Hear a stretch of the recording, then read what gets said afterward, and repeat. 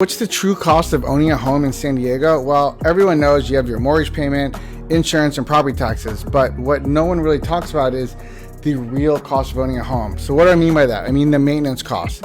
Example, if you bought a home for $900,000, you can use an expense factor of 0.4 average for your maintenance, repairs, breakdowns, things you got to own with the house. That means every year you need to plan on at least $3,600 worth of things going wrong. So when you're buying a home, take in the true cost of maintenance, repairs, things going wrong, using an expense factor of 0.4. And then also you have to take into effect constantly what goes up. SDG&E constantly goes up.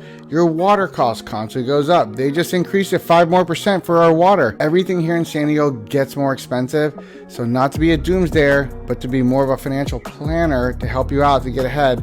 Think ahead when you're buying a home. Think about all the unexpected costs, the expense factor, your power factor, your internet factor. All your factors are increasing here. So you better make sure your constants are kept low and your income is going up so that you buy a home and you can actually make money, not lose it.